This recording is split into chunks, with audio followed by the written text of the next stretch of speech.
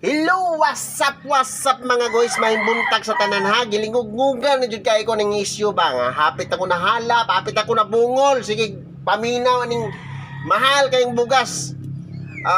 Para mahuman ning issue ba, istoryanta mo. Sa panahon pa ni Pinoy, barato ang bugas kay tungod daghan king adik.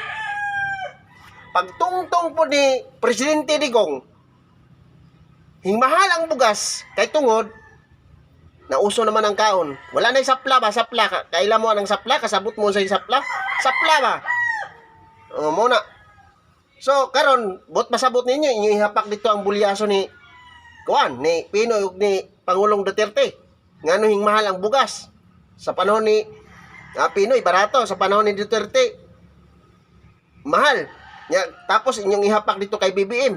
Ikaw naman siya nagsunod sa mga previous administration si BBM. Mo nang istoryanta mo gyud sa tinuod. Mo ni klaro istorya ngano himahal ang bugas tungod hinguso ng kaon kay wala nay adik-adik, wala nay suyop-suyop.